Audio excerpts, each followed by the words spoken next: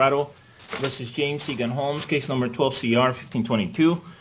The record should reflect that Mr. Holmes is present with his attorneys and the prosecutors are present as well. We are outside the presence of the jury. I am told that Juror 737 is ready to speak with us, so let's bring him back, please.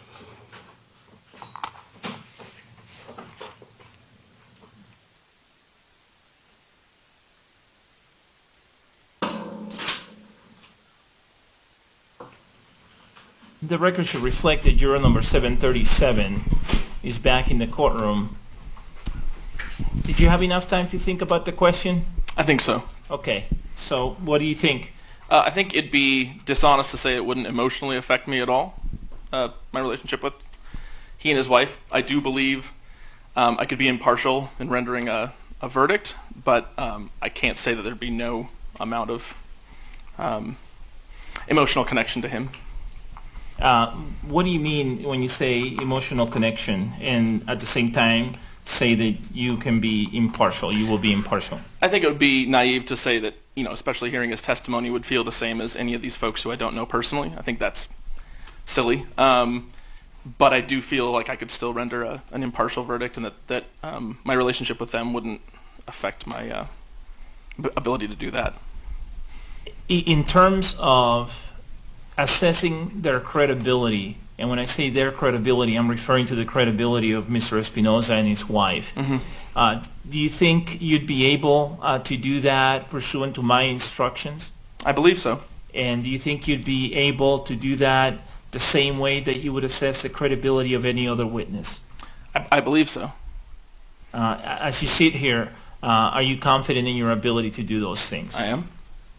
And then the question I had asked you, I think, before the break was whether you had any concerns that at some point in the future, if you ran into Mr. Espinosa and or his wife after the trial, you'd have to justify or explain how you viewed the case or your verdict. Is that going to be something that is going to be influencing you or affecting you in any way throughout the trial or as you make any decisions? I don't believe so. I don't feel like I would need to justify anything to anyone, to be honest, including them. And are you confident in that answer? I am. When you say that you're going to be that you would be lying if you didn't admit that there would be more emotion with respect to the testimony of Mr. Espinosa and his wife, are you referring to the fact that you know them and that you've recently become friends with them? Yes. I mean, if you're hearing about some of the things that I'm sure I'll hear about, I can't pretend that wouldn't affect me differently than any of the other witnesses we've seen. And are you going to allow that to affect how you assess their credibility or consider their testimony? I don't think so, no. No? And is that going to in any way affect your ability and willingness to be fair and impartial? No. No? Okay. And again, you're confident in all those your answers? I feel confident. Okay. Let me have you wait outside Okay. again. Thank you. Sure.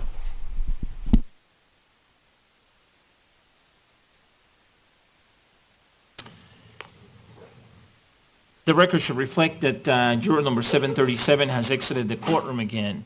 Any other record from the prosecution, Ms. Tish McGuire, given that additional record? No, Your Honor. Any other questions that you want me to ask? No, Your Honor. Any requests that you're making of the court? No, Your Honor. All right, Ms. Brady, given that additional record, are there any other questions that you would like me to ask? Yes.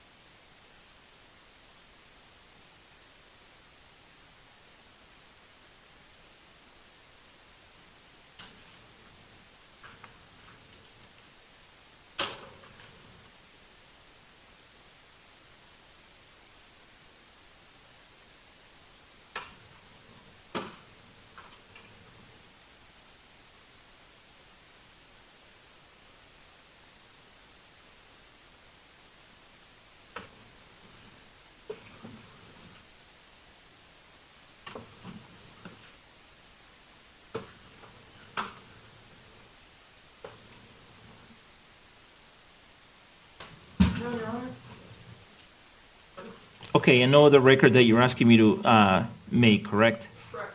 And are you making any requests of the court at this time?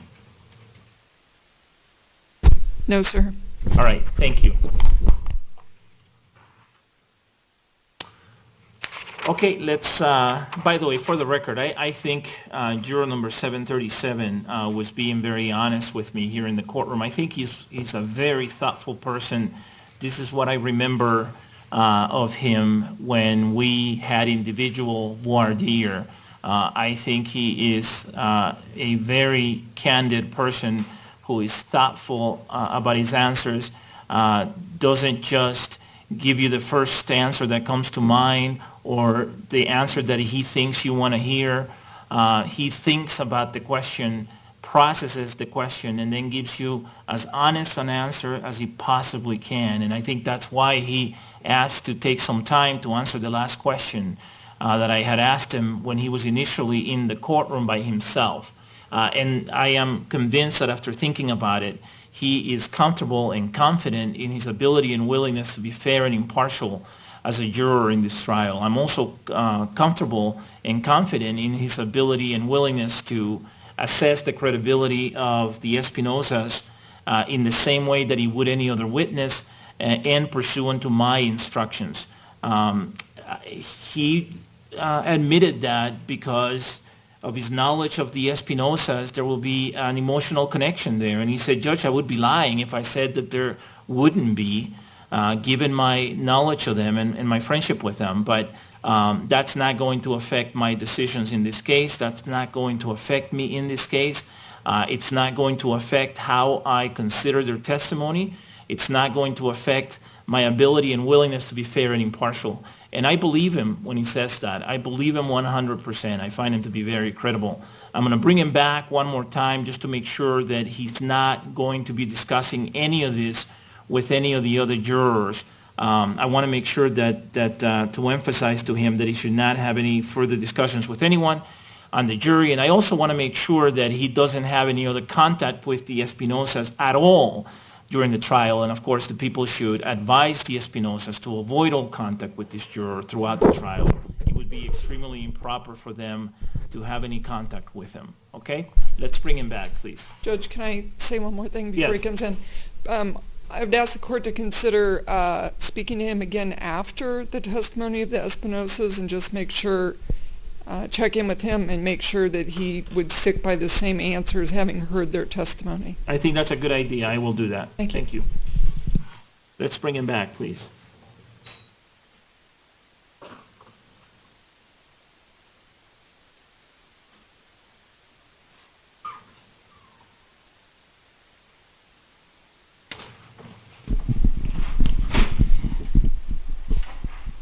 Juror number 737 is back in the courtroom. Sir, first of all, I wanted to commend you for bringing this up to my attention as quickly as you did. You did exactly the right thing.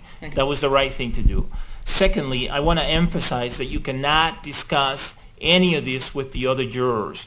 That includes any business transactions that you've had with the Espinosas. That includes any friendship that you have with the Espinosas, any contact you've had with them. You cannot have any discussion about any of that with them, and you cannot have any discussions with the jurors, the other jurors, about what we've talked about here today. Do you understand all that? Yes, sir. All right. The last thing is you can have no contact with Mr. Espinosa or his wife throughout the remainder of the trial. No contact at all. That means in person, that means by telephone, that means by email, by text, in any possible way. No contact whatsoever. Okay. You understand? My only concern is he might order something from my company, but I wouldn't personally have anything to do with that. He will not He do won't that. do that. Okay, never mind. He will not do that throughout the Okay. remainder of the trial. Okay. He will not do that. Well, thanks for the Yeah. so much for that. Yeah. Sorry.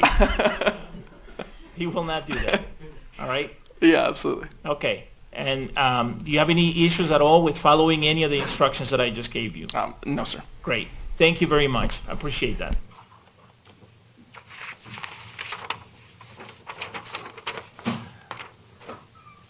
All right, let's bring the jury in, please.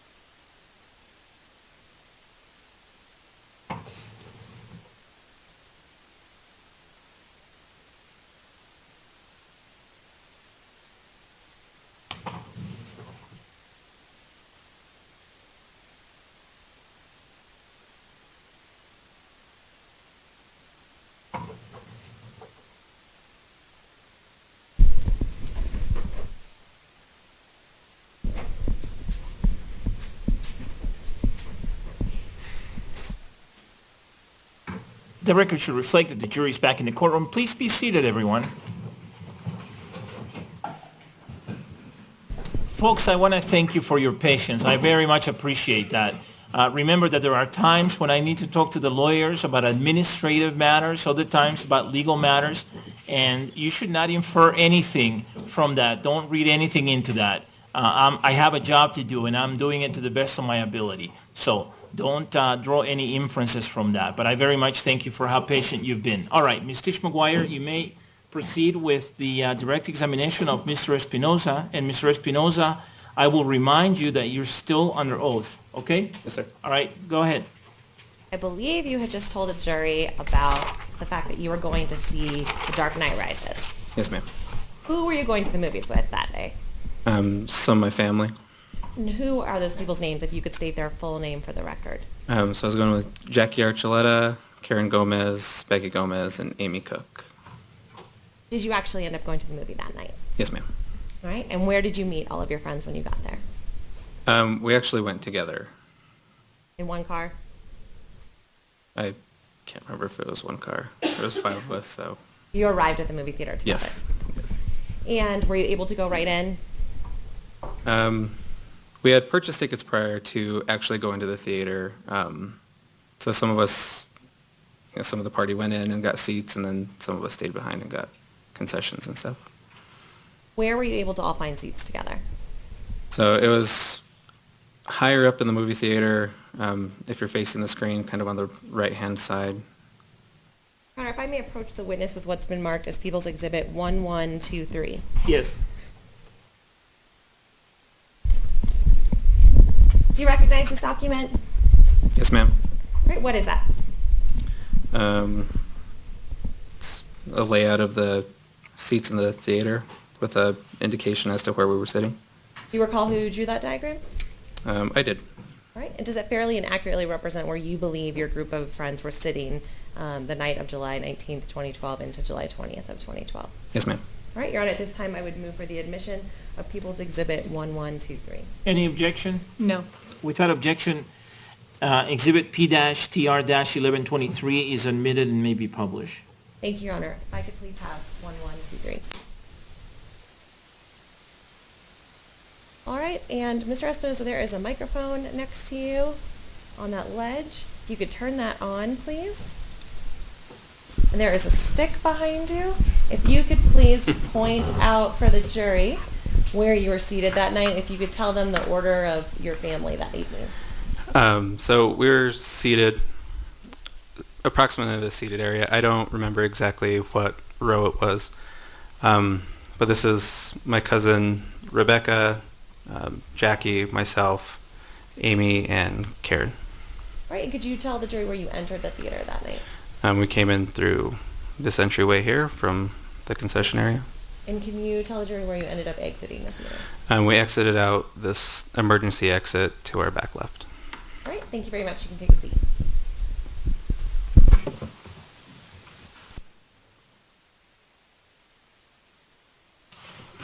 At some point in time, did your movie actually begin on July 20th of 2012? Yes, ma'am. What happened in the middle of your movie? Shortly after the movie started, I wasn't exactly sure what it was, but I saw something fly from my right to the left, kind of arcing over across the screen. Wasn't sure exactly what it was. Is that if you're facing the movie theater screen from right to left? Yeah, so my perspective as I'm facing the screen, it's traveling from my right to my left-hand side. What do you remember happening after that? After that, just remember hearing some gunshots. I remember seeing a large group of people down in the lower seats, kind of to my right, just kind of stand up. It's kind of like a wave of people just get up and start to move to the left. And at that point, we got down under our seats. What did you see, if anything, when you got down underneath your seats? At that point, I was trying to remain safe. Continued to hear shooting I don't know, it seemed like forever, but there was certain breaks that I perceived in the shooting, and at that point I would try to look up to see if I can see anything. I was kind of doing that until the shooting would start again. I saw what looked like muzzle flashes down to my right. I was seeing bullets hitting the concrete backing of the seats, kind of making little plumes of concrete as they hit. Were you able to know what was happening with the people around you? So with Jackie and Rebecca to my right, I was laying kind of facing them. I was laying between Jackie and the seats in front of us. At that point, I was trying to encourage Jackie to dial 911 because she was the only one of us with a working phone at the time. And what do you remember after that? Well, the shooting continued. Like I said, being in there, it seemed as if it was going on for an exceptional amount of time. After that, like I said, I was peeking up and looking. At one point, I felt something very hot on my left arm. What part of your left arm? The upper part of my arm. I wonder if the record can reflect that this witness just grabbed the upper part of his left arm. Okay. At that point, I was trying to look as best I could and stay down. I saw somebody walking out where we had come in, so the front right entrance that I had pointed out previously. At that point, I tried to encourage the people I was there with to leave because I felt at that point it was kind of safe to get up and move away from where we were at. And I'm going to just ask you, was the shooting still going on at that point in time, or had it stopped? It had stopped at that point. So what did you do after that? So we got up, started leaving, started heading to our left, as others were as well. I remember having to step over just a person.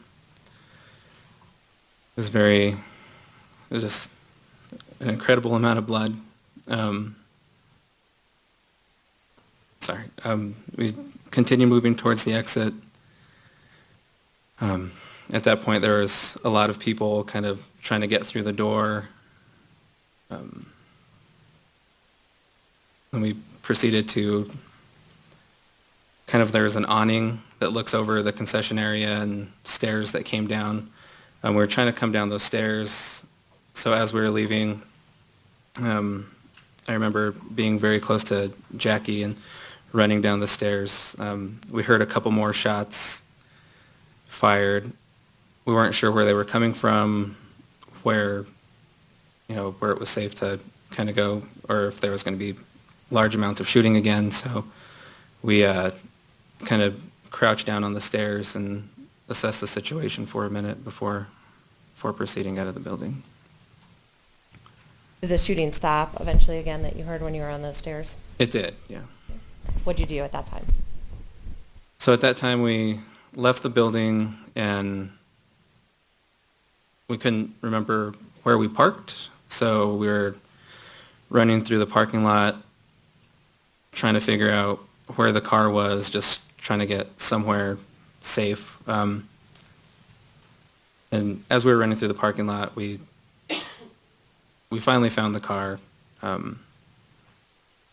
We also, as we were in the parking lot, found a young boy that was there as well who reported to us that his friend had been shot, and he was covered in blood. So we got him in the car and helped him call his mom and drove away from the theater at that point. Were you able to reunite that little boy with his mother? We were. So the phone that we had working, he called his mom, and we were able to meet at a gas station a little ways down the road and kind of hand him off to his mom. You explained to the jury that you had felt at some point in time something hot on your arm. Yeah. Did you ever recognize anything on your arm after you left the theater? I did. There was a small burn mark, I suppose it was. It wasn't too dramatic, I guess. I have no further questions. Thank you very much, Mr. Espinosa. Any cross-examination? No. And the jury doesn't seem to have any questions. So may this witness be released from his subpoena? Please, thank you, Your Honor. Is there any objection? No. All right, thank you, sir.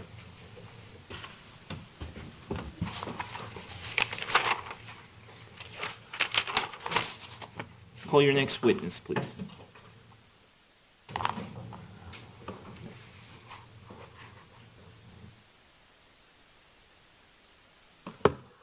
The people call Sergeant Rich Anselmi.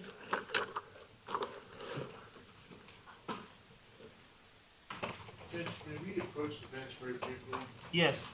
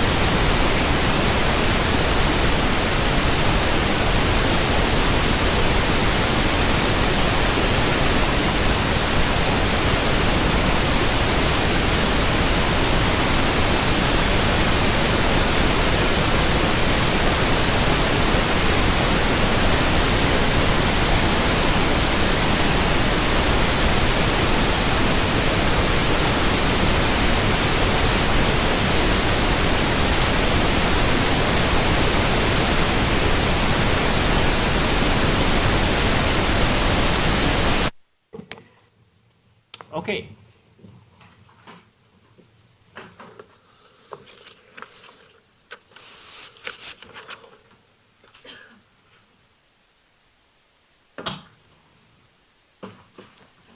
Good afternoon. Do you solemnly swear or affirm under penalty of law that the testimony you're about to give will be the truth, the whole truth, and nothing but the truth? I do. All right, please be seated. You can place that exhibit behind you there. Thank you.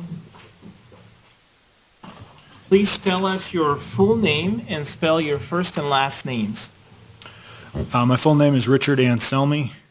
My last name is spelled Anselmi.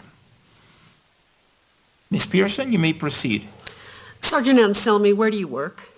I work for the Arapahoe County Sheriff's Office. What do you do for them? For them, I'm the bomb squad commander and I'm a patrol supervisor How long have you worked with the Arapahoe County Sheriff's Office? since 2000, so about 15 years. Now, you indicated that you work with the bomb squad, Yes, and are you in charge of the bomb squad? yes I am. Were you on duty on July 20th of 2012? I was not on duty, but yes, I was on the bomb squad.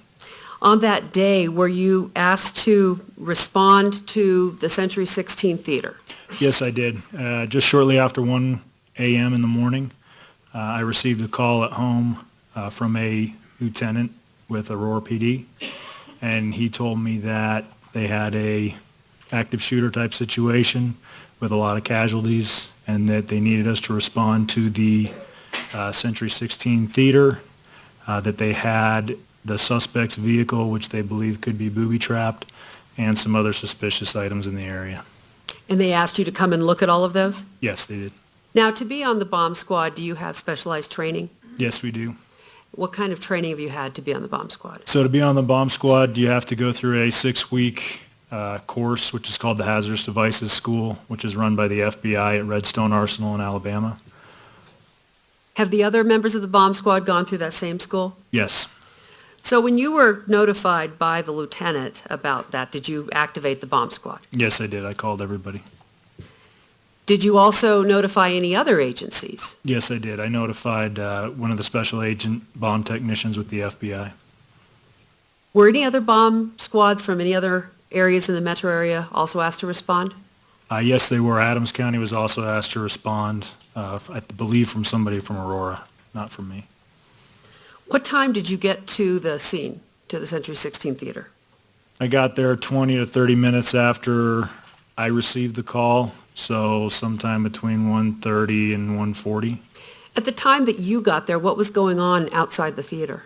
When I arrived, there were a lot of patrol cars there, so I could only park maybe within about a half a mile of the theater. So I jogged from where I parked up to the area where the command post was in front of the theater.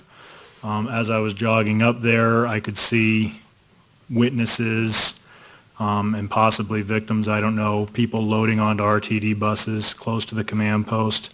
I didn't see anybody that was injured at that time. Now, you indicated that you were asked to look at other, what looked to be at the time suspicious vehicles or suspicious packages. Yes. Did you determine that any of these other cars or packages that people were concerned with had anything to do with this case? No, I didn't. I didn't actually look at them. When I got to the command post, one of my bomb technicians, John Balla, was with me. And as soon as the patrol officers on scene identified those things for me, I had John Balla, one of the team leaders, go ahead and inspect those. So I never inspected any of those myself, but he came back and told me that none of those things were a hazard or related to this case.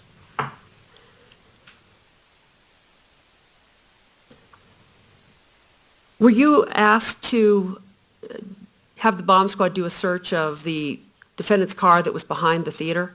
Yes, I was. When I arrived at the command post, the incident commander from Aurora told me that the suspect's vehicle was behind the theater, that when the suspect was taken into custody, he had told officers on scene that he had explosive devices at his apartment, and that the Aurora officers, and myself as well, immediately made the presumption that there could be explosive devices in the car.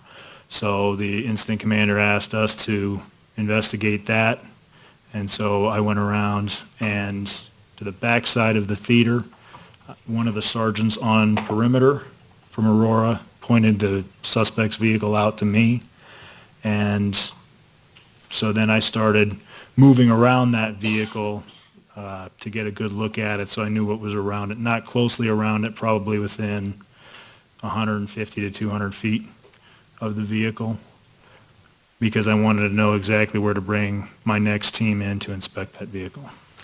As part of doing that, did you have concerns about the perimeter that existed around the vehicle where police officers were? Yes, I did. They obviously had a crime scene perimeter from Aurora on the back side of the theater. In order to do that, they had to maintain visual on the back side of the theater.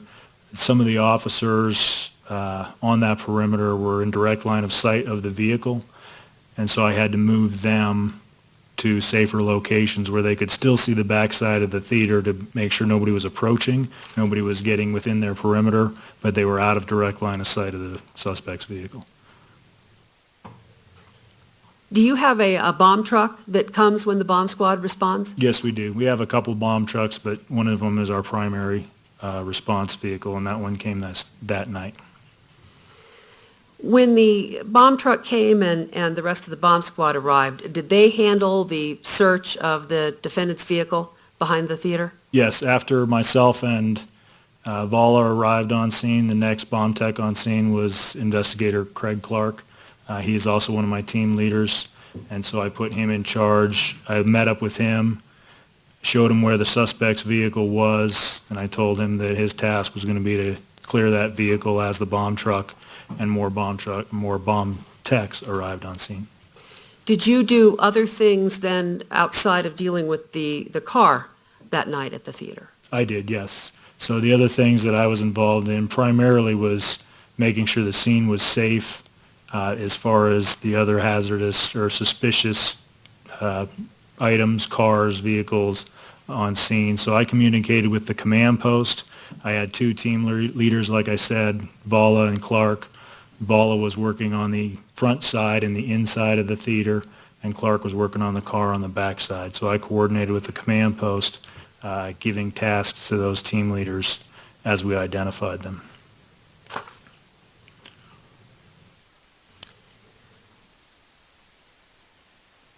Did you stay on scene throughout the night and into the morning hours of July 20th of 2012? Yes, I did. I stayed until about 0800 that morning when we were sure that at that point in time the suspect's vehicle had been cleared of hazardous devices.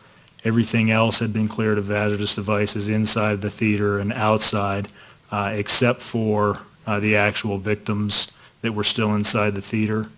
None of them had been touched or moved yet. So at 0800, I talked to the incident commander at that time, and I suggested that that was the only place where hazardous devices still might be. And he said he would talk to the coroner's office and his investigators to see how they wanted to handle that. So at about 8 o'clock, my team and I left. We came back at about 10 o'clock a.m., at which point in time the incident commander told me that, yes, they would feel better if we cleared those victims that were still inside the theater for hazardous devices as well.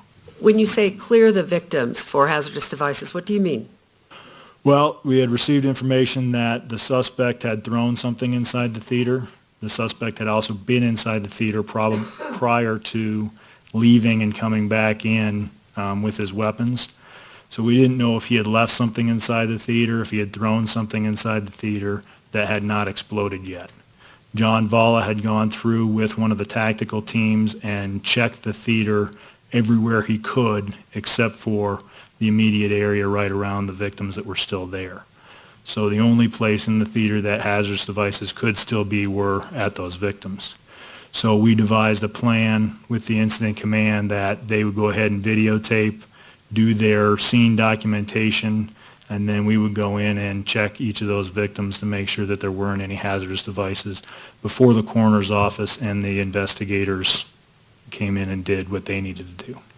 How did you go about checking the victims for hazardous devices? So I had 5 bomb technicians on scene, myself and 4 others. I divided those 2 into 2-man teams so that they would enter 2 at a time with me. And we would have, so we basically have 3 bomb technicians in the theater at a time, including myself. We would go ahead and check the first 5 victims. Then they would rotate out and the next team would come in. We'd check the last 5 victims. The way we checked the victims, we would make sure that there wasn't anything possibly or potentially hazardous under them or on them. So we would actually pick up, move them, look underneath them. It usually took us for most of the victims, it took us 2 of the bomb techs to move them because they were in between seats and in the theater and stuff like that. So it'd take 2 of us to lift and then 1 to be looking underneath. And then we would also do a standard pat-down search, pockets, everything else to make sure that there wasn't anything hazardous on them. Did you find any hazardous devices in the theater? We did not know. To do this, did you suit up in a bomb suit? No, it really wouldn't be practical in a heavy bomb suit, so we used Tyvek suits mostly to protect us from bodily fluids and stuff inside the theater, and then we had light body armor on, what we call flak vests, which would provide us, and helmets, which would provide us some protection from a fragmentation blast. Thank you. One moment.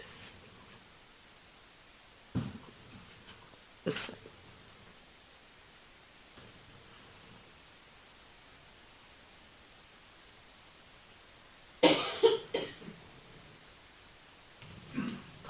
Thank you. I don't have any more questions for you. Any cross-examination, Mr. King? No questions, thank you. Hold on, the jury may have some questions from you. No, it does not appear that they have any questions, so may this witness be released from his subpoena? He may, Your Honor. Any objection? None. All right, thank you, sir.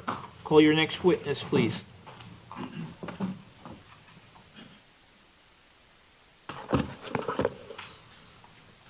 The people call investigator Jonathan Valla.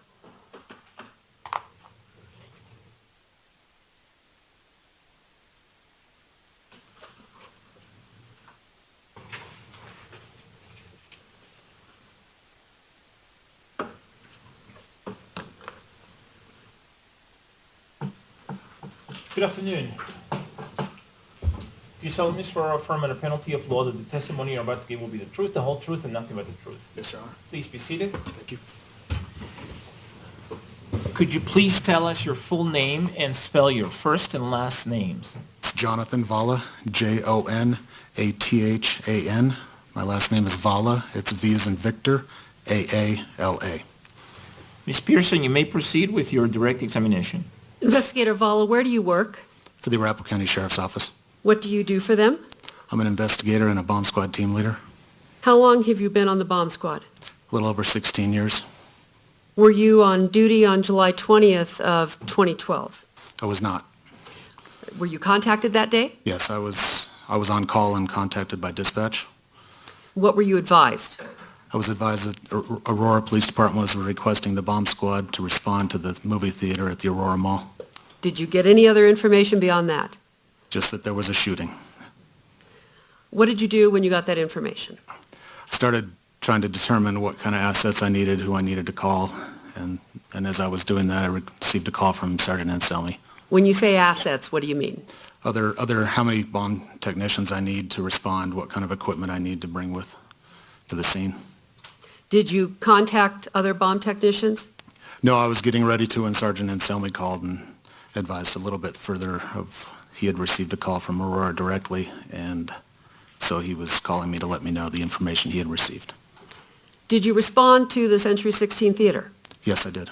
Do you recall what time you got there? It was between 1:30 and 1:40 in the morning. When you arrived there, what were you asked to do?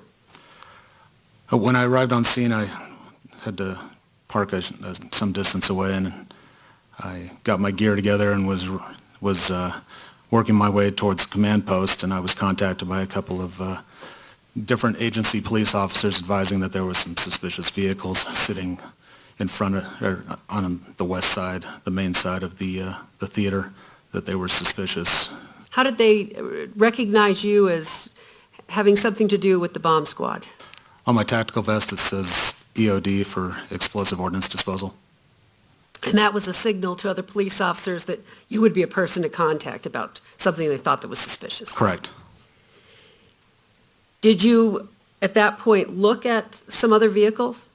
No, the officers weren't exactly sure where they were. They gave a general description, so I responded to the command post where I met up with Sergeant Nseli, and he had information that another police officer knew where one of the vehicles was.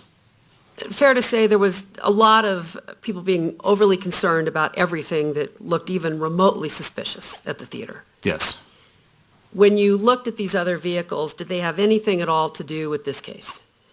No. After you had completed that, where did you go next? I was then tasked to go into Theater 9 to ensure that there was no improvised explosive devices or anything that would be dangerous, so the police department could safely hold the crime scene.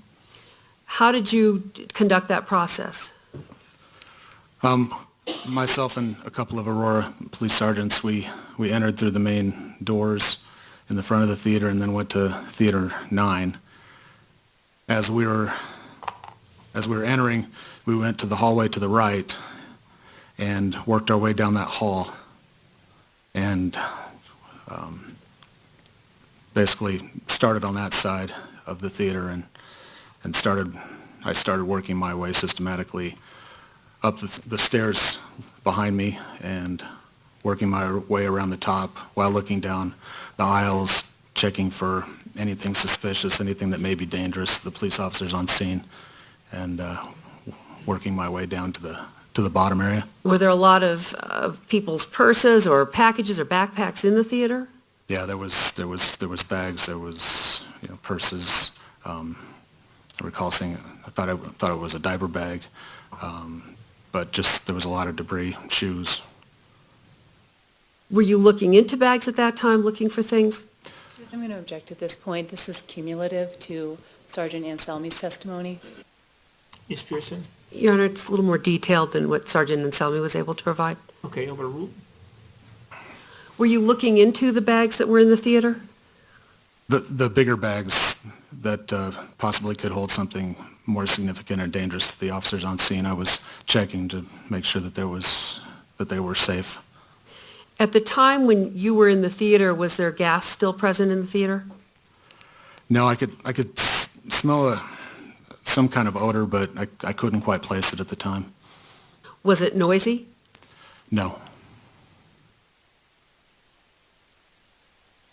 Was there any difficulty in trying to check the bags and the things in the theater that you needed to check to ensure that it was safe? I mean, besides trying to be very careful where I was stepping, there was, besides a lot of debris, there was blood, there was things that would, it made it difficult to both look in down the aisles as well as working my way down some aisles, and then, being careful where I was stepping as well. So you entered into the theater on the right side, and then did you go up the stairs that would be on the right if you were facing the screen? Correct. When you went up the stairs, did you go to the top, or how did you do this to go across the theater? I went back up the stairs, systematically looking down each aisle, then made my way to the top, worked my way around the top, and then came down the opposite stairs, and then down to the bottom. Then I searched as best I could around the floor seating, the orchestra area. The movie theater screen was laying on some of them, so I tried as best as I could to look under that, but continued from there. Then I looked and checked the trash cans on the first and second level, and then we continued up to the projection area, and once that was all completed, then returned to the command post.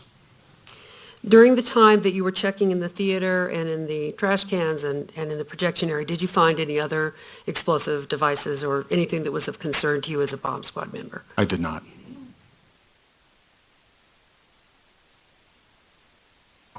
After you completed that in the theater, what did you do next?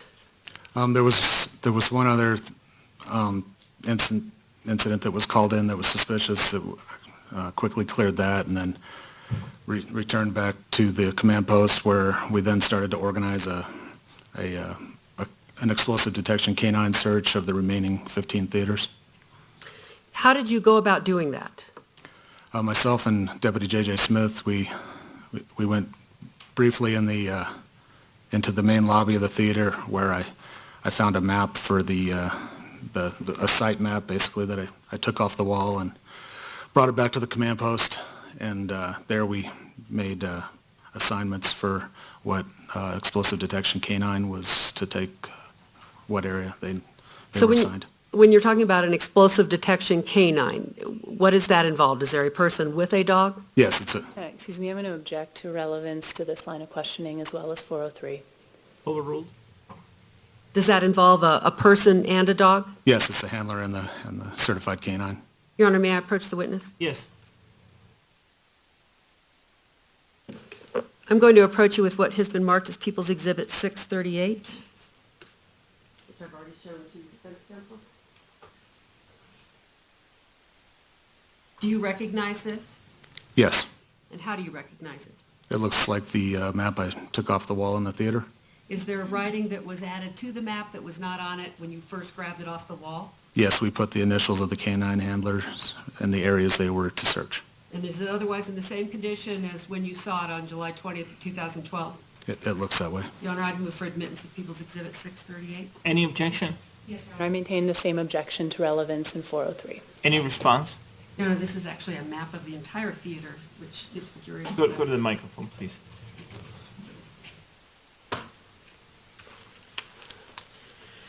Your Honor, this is a map of the entire theater, which will allow the jury to understand better spatially where everything fits and where Theater 9 is in relationship to everything else. So it goes to the investigation that was conducted. It does. All right, overruled.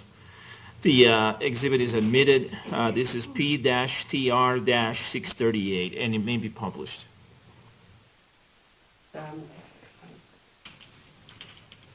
I can hold it up here, and if you could hand me that microphone, please. So, in looking at this map, can you explain to us what we see on it? Yeah, basically, there's a layout at first and second floor. We broke up the seating areas by handlers, so the only area we did. Jury can't see. Let's, Sorry. all right, that's okay. I can hold this up here for you, too. There's initials where each canine handler had areas of responsibility for their search. The only area that they did not search was Theater 9, since I had done that personally. So once they completed that, then we checked them off, and that was an area that was deemed clear.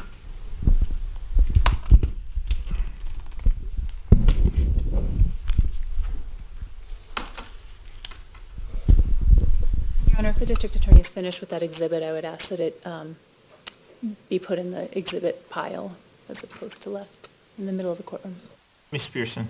Your Honor, I'm going to ask him a couple more questions about it. Perhaps they can see it better from there. Okay, I'll allow it. Go ahead. In terms of searching the theater, how many groups of people with dogs did you have to search the theater? I believe there was 5 or 6 handlers with their canine. Were they all from Arapahoe County? No, there weren't any from Arapahoe County. There was one from Arvada Police Department, Golden Police Department, Jefferson County, Denver Sheriff's, Boulder County. How long did it take for the different teams of dogs to search the theater? I'm going to note an objection and ask to approach. Okay.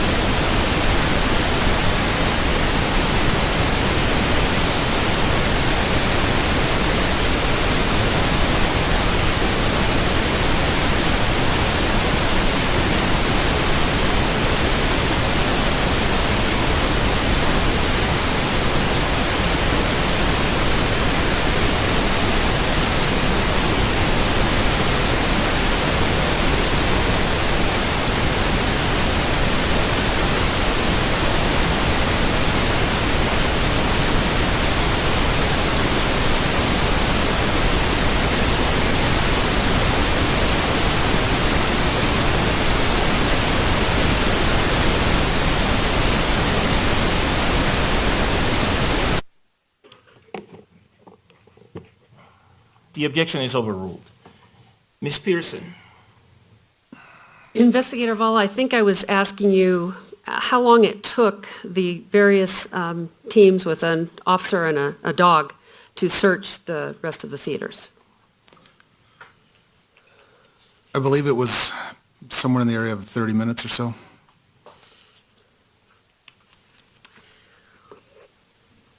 Once the rest of the theaters had been searched with the dogs, what did you do next on scene? I then responded back to the command post where we were then directed to return back to our bomb truck, which is on the street behind the theater. And from there, we picked up equipment and responded to our headquarters. Did you later return to the theater? Yeah, we were summoned to return around 10 in the morning to assist crime scene investigators and coroner's investigators with searching the deceased victims to ensure that they could be safely moved. Did you in fact do that? Yes. Do you recall what time of day you did that? It was, I want to say it was around 11 in the morning. Myself and Sergeant Knutson, Brian Knutson. Excuse me, I need to note an objection to cumulative to Sergeant Nselmi's testimony earlier. Overruled. Go ahead. Myself and Sergeant Knutson and Sergeant Nselmi, then we were escorted into Theater 9 where we searched the lower 5 of the victims to ensure that they were safe to move. Did another team search the upper 5 victims located Yes. in the theater? Yes. One moment. Thank you. Any cross-examination, Ms. Spengler? No questions, thank you. There do not appear to be any questions. There is a question from the jury. Okay.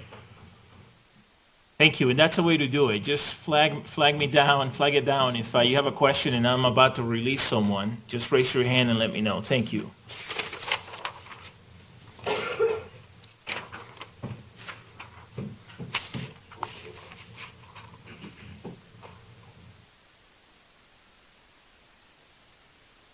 Would counsel please approach?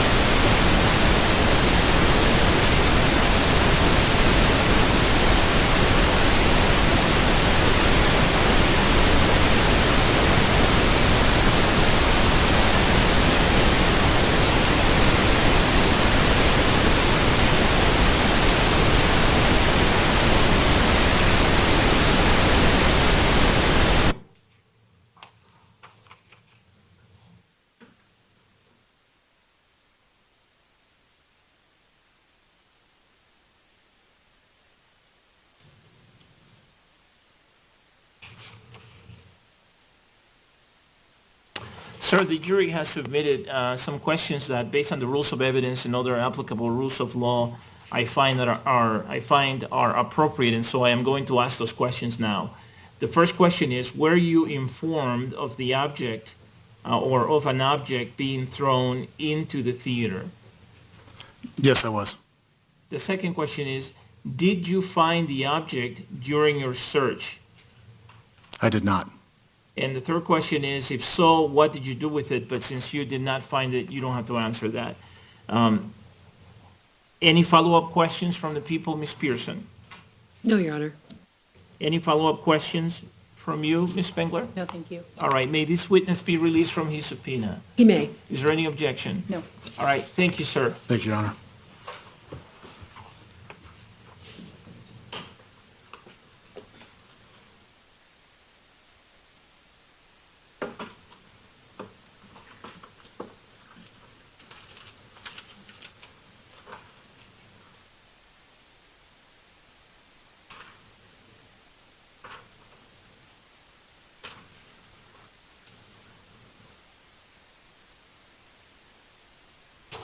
Call your next witness, please.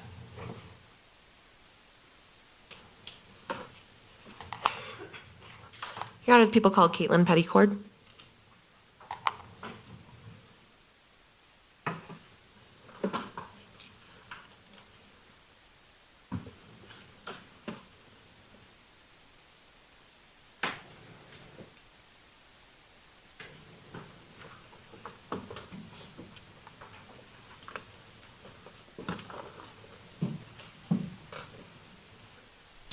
Good afternoon. Can I have you raise your right hand so that I can administer an oath? Do you solemnly swear or affirm under penalty of law that the testimony you're about to give will be the truth, the whole truth, and nothing but the truth? Please be seated. Could you please tell us your full name and spell your first and last names? My name is Caitlin Pedicord, Caitlin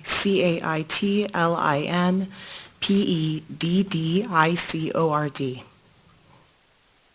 Ms. Tisch-McGuire, you may proceed. Thank you. Were you at the Century 16 movie theater in Aurora, Colorado on July 19th of 2012? Yes. Did that go into the early morning? Sorry. Thank you. Yes, thank you for letting us know. Thank you. Were you at the Century 16 movie theater on July 19th of 2012 in Aurora, Colorado? Yes. Did that go into the early morning hours of July 20th of 2012? Yes. Why were you going to the movie theater that day? We were going to see the new Batman movie. And who were you going with? I was with two groups of friends, one of whom I sat with. The other half ended up in a different section of the theater. I went with Alex Teves, Amanda Lindgren. I'm going to ask you Sure, to just, sure. I apologize, just to slow down for a little bit Sure. for our court reporter. Thank you. Do you need their full names? Please. Sure. Alex Teves, Amanda Lindgren, Craig Enland, AJ LaFoque, Bobby Goldner, and Billy Oswald. How did you know these people? Alex, Craig, and Amanda I went to graduate school with, and the other three were acquaintances from just the community. What time did you arrive at the movie theater that night? About 30 minutes prior to the start of the show. Were you able to go right into the theater? We had purchased tickets online beforehand, so we went to the will call to pick those up, but then yes, we went into the theater. Did you go to the concession stand first, or did you go find your seats? We went to find our seats. Amanda, Alex, and Craig had arrived ahead of us and helped us get seats. Once that was established, Amanda and I went and got concessions. Where did you sit in the theater? It was about halfway to 3/4 of the way up the theater, center right. Right. Your Honor, if I may approach the witness with what's been marked as People's Exhibit 1155. Yes.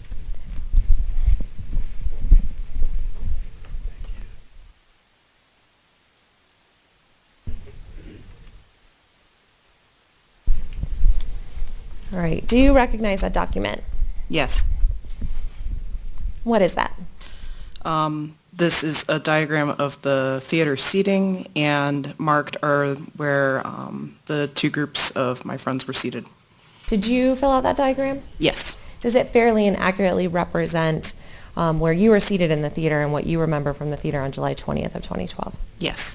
Your Honor, at this time I would move for admission. Any objection to Exhibit P-TR-1155? No, Your Honor. Without objection, the exhibit is admitted and may be published. All right. Now, what were you doing while you were waiting for the movie to begin? Prior to the start of the movie, we got concessions. We were sitting and talking and goofing around. Excited to watch the trailers. All right. Now, I think there's a cordless microphone up there. Sure. In front of you. If you could turn that on, please. All right. And then there's a stick behind you. If you could please point out for the jury where you were seated. Sure. I was approximately right here. Then to my right was Craig. To the right of her was Amanda. To the right of her was Alex. And then in the back, I don't know what order they were sitting in. So your other group of friends were not seated immediately next to you? Right. They were farther to the back. All right. And can you show the jury where you came into the theater that night? Sure, I believe we came in on this side, crossed through the front because we weren't sure if we were going to find seats, and then came up this aisle. Thank you very much. Do you recall anything unusual happening at all while you were waiting for the movie to begin? Not particularly. It was very crowded. There were some people in costume masks. I had with me a Batgirl cowl that I had put over my head, so sometimes sounds were a little muffled. Did your movie begin at some point? Yes. Okay. Did anything happen in your movie?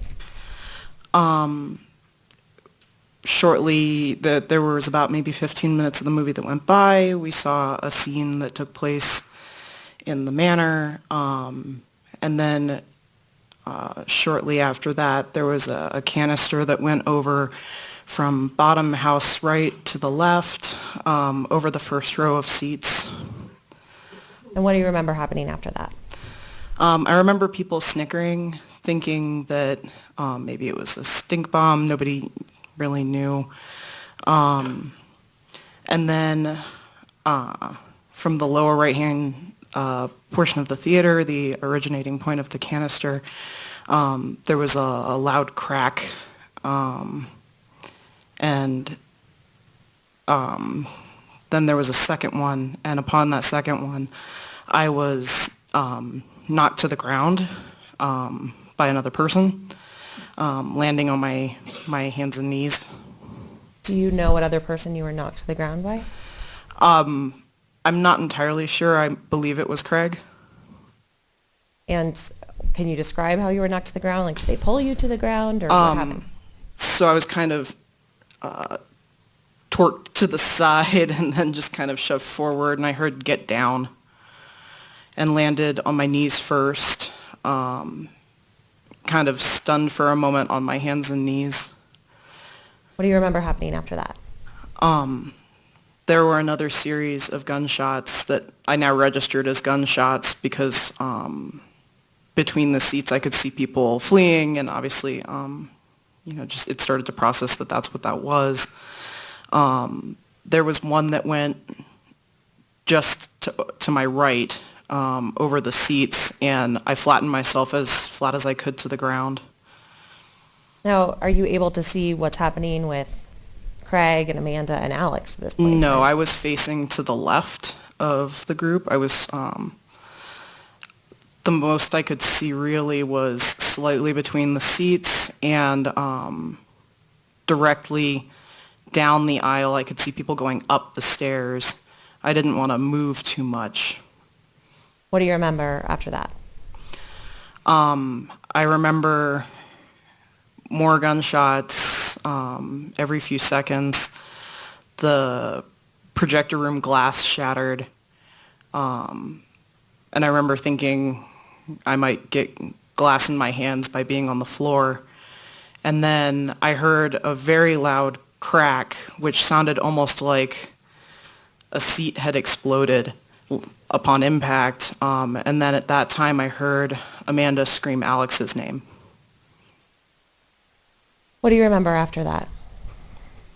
There was a period of more gunfire. I stayed on the ground as long as I could. I didn't want to make myself a target. I didn't know if people were coming up the stairs on either side. Now, after you heard Amanda scream Alex's name, did you look over and see Amanda and Alex? I couldn't turn my body at that point in time without making myself known.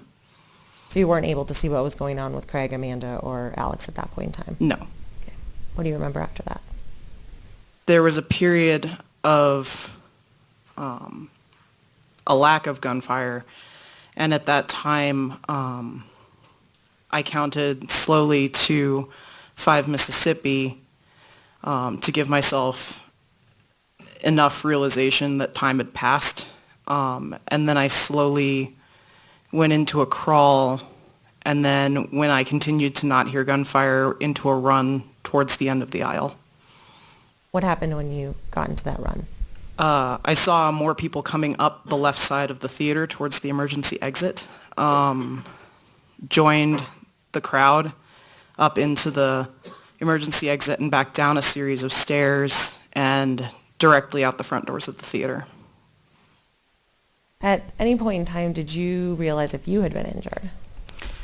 I wasn't feeling much of anything physically at that point. Was there at any point in time after the shooting, did you realize if you had been injured?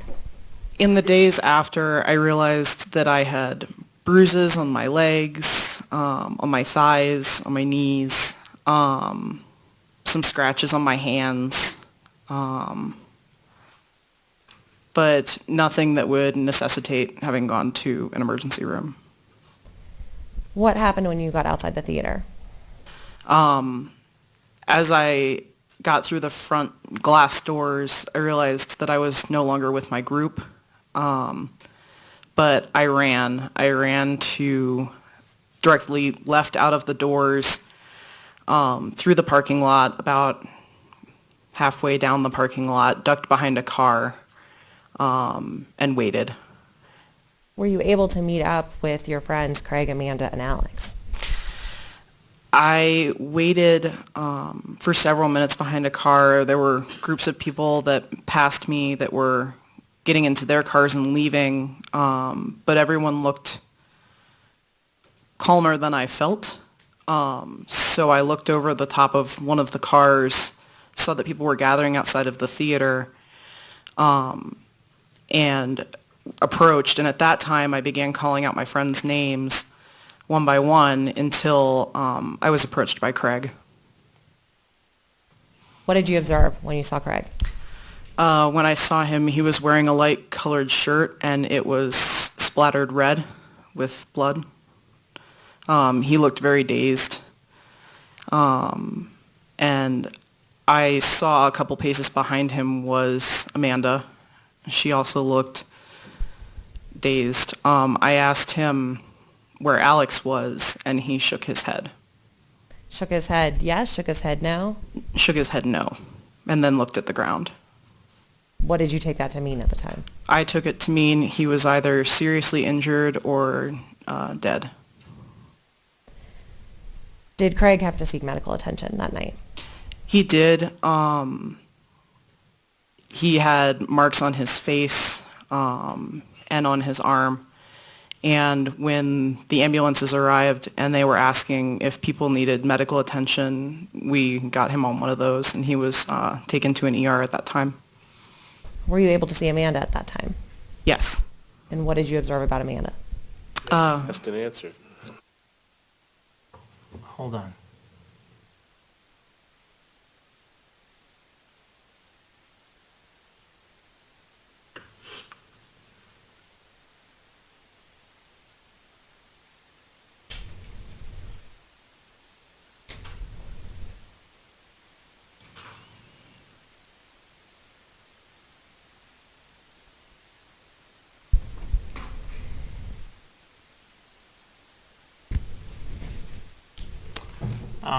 I don't see it. I don't see it as a question that's been asked after this witness exited the theater. So the objection as to ask and answer under Rule 611A and 403 is overruled.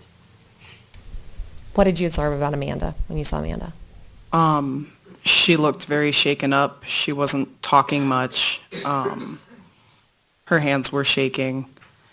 She, I grabbed her hand and we went to the other side of the grass where more people were gathering. At that point, she made some phone calls, began crying hysterically. Your Honor, if I may approach the witness with what's been marked as People's Exhibits 2653. Yes. Do you recognize this document? Yes. What is that? It's a picture of Alex Teves. Is that the person that you went to the theater with on July 19th of 2012 into July 20th of 2012? Yes. Have you seen that person alive since? No. No further questions. Thank you, Your Honor. Oh, sorry. I apologize, Your Honor.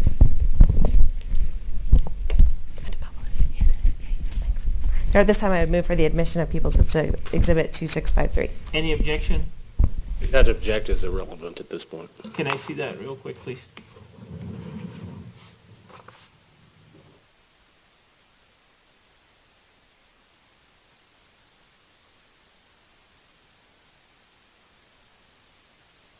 Could counsel please approach? Sure.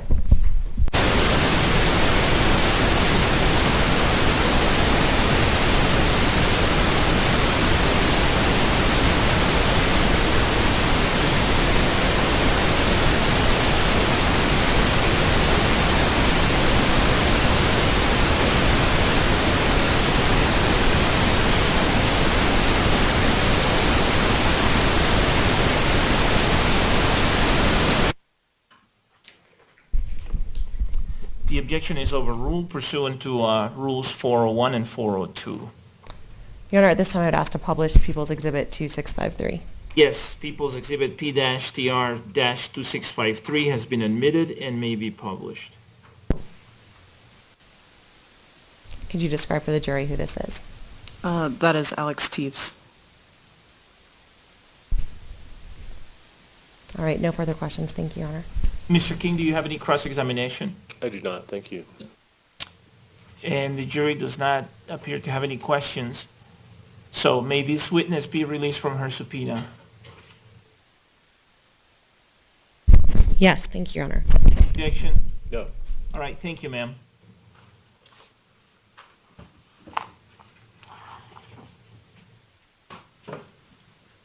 Members of the jury, let's go ahead and take our afternoon break at this time. Please remember all my advisements during the break. All of them continue to apply, okay?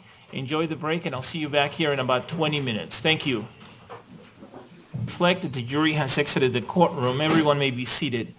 Ms. Tish McGuire, are you intending to call Mr. Espinosa's wife as a witness? No, Your Honor. Okay.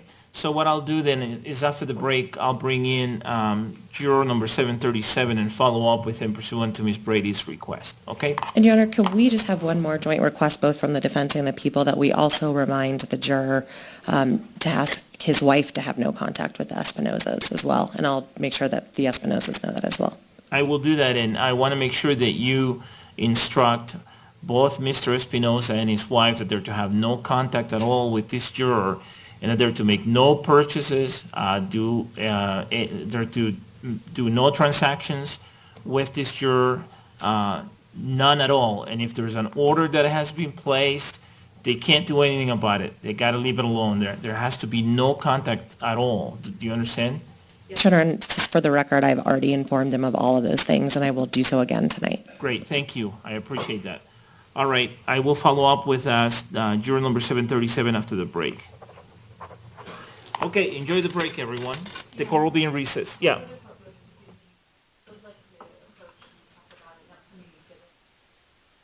After the break. The court will be in recess. Thank you.